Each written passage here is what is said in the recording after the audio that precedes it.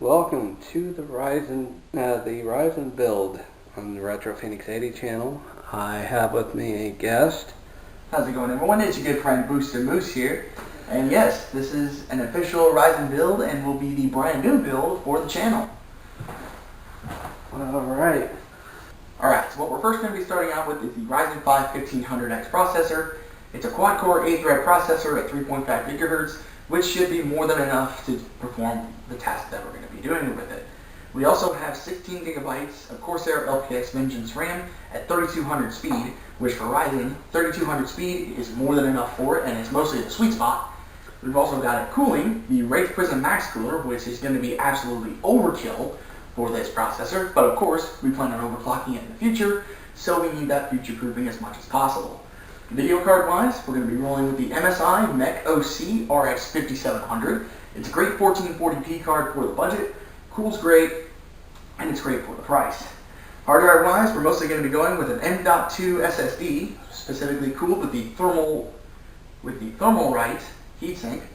And hard drive wise, for games and media drives, we're going to be going with a WD Blue 1TB and a 3TB Hitachi hard drive. All inside of the Thermaltake P3 HEX case. It's an open air case, so it's going to have more than enough airflow to cool it. And we also have the Thermaltake 650 watt RGB. We also have the Thermaltake, the Smart RGB. Oh my god.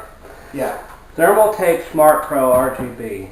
Yes. 650 watt power supply. Yes. Which is RGB, so it adds a little bit of flair to it, but it's a 650 watt power supply, 80 plus bronze certification. So it definitely has that efficiency and will have more than enough power for this system. Alright, so we're going to skip the formalities and we're going to get right into building it. Alright, so first thing I'm going to do is take out our processor. Excuse me. Of course, we got to have that retention lever up. And as per usual CPU installation fashion, gold triangle on the processor with the cutout triangle on the motherboard. Simply slot that in. Should be able to fall right into place. Give it a tiny wiggle to make sure it's in. Push that retention arm down, and your CPU is locked into place. Now, hopefully,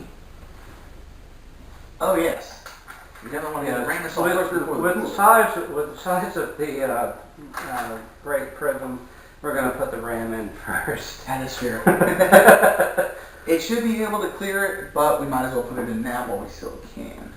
I believe goes this way. Nope, other way. Yeah. Whatever you do not put your RAM in backwards, yes, or put the wrong RAM on the board. You can actually damage the board. Yes, you can damage the board or the contacts on the RAM. Looking at you, Verge. Who?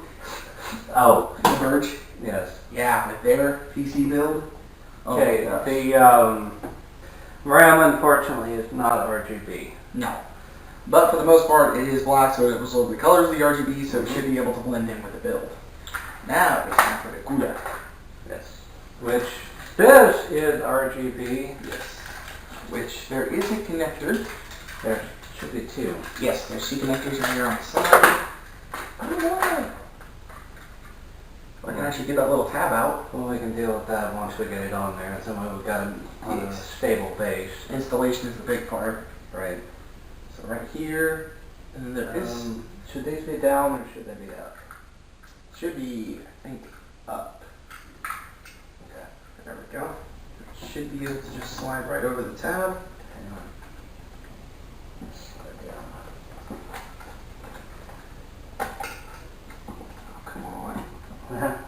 The worst part is I haven't actually worked with the Wraith coolers before, so this is a whole new experience to me. Yeah, I'm used to water cooling myself. Well, hey, I got mine on.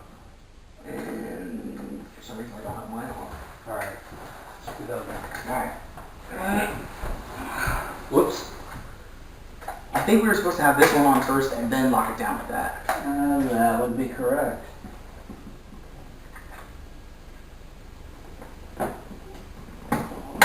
There we go. Alright, now I'll go back to my side. I can actually get that locked into place. Ugh.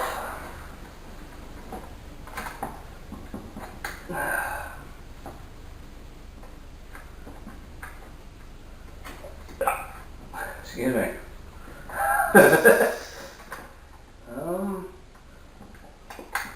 Should I have the right bracket for this? It should be. Okay. I mean, it slid into place before. There we go. Look. Oh, that's the first time a cooler's ever... Down is... Up is locked in place. Flip it over. And it's on there securely. Awesome. Now, for the most part, we've got all the basics of the computer then. Yes. We've got the CPUs installed, the cooling installed, and the RAM installed, as well as The M.2. M.2, which is going to serve as our operating system drive. From here, I could just throw it on the case and boot it right up. But The only downside is with the 1500X, it is a regular processor, not an APU, so it has no integrated graphics. we don't have, unlike Intel, we do not have built-on graphics. Thankfully though, some AMD processors do have the built-in graphics, but this one's not one of them. Right. Alright, So, we're going to hold off on the graphics card. make sure we get the motherboard installed first, Right. before we install it. Alright, so now it's time to hook up the RGB to it. Well, first thing you don't want to do is forget to plug in the CPU header, which that top one should be your header. Yeah, because the bottom was the option. Yes. Make sure that you plug in your fan, otherwise all this goes to shit. And you definitely do not want that. Yes, sir. Alright. Okay, so that's 3 parts down. Ooh, I just remembered this only has one RGB header on it. Yes. So, oh, never mind. One goes into the USB for power. Wait, what? I forgot. One goes into the USB for power. Yes. Not only that, the motherboard connectivity. Alright, extend these. Let me next Sure, one. USB port over. It's down here. And then what is the, okay, that's the AI out on the chassis fan. Yeah, so your USB is going to be all the way down here. Is that the one we need though? Yes. This- Well, actually, no, that's for USB 3. Alright, our USB ports. Oh, wait. I remember now. It's these two down here. Are they both USB 3 or is that? These are technically USB for the motherboard. The USB 3 right there. And right here. But I've never seen a connector like this before. That's actually for if your front case has USB-C on it, that's actually what it'll plug into. Because it has a special type of connector. The only one I've seen that USB-C port on is the new NZXT cases. Well, thankfully the front ports on this case only has 2 USB 3s and 2 USB 2s. Yes, thankfully. Actually, one RGB up. Okay. It's just, it felt like I bent That's a hell of a question to ask after you got it on. Believe me. I tend to ask a lot of questions, which I shouldn't, but I do. No, it just felt like I bent the pin, so I'm like, hold on, let me take that out and make sure. Because the last thing I want is to bend a pin, right? Especially on your CPU, because that one's no bueno. Right? That one is not good at all. You mean on the motherboard? Yes, on the motherboard. No, specifically the socket. Right. Or no, not the socket, because I forgot AMD.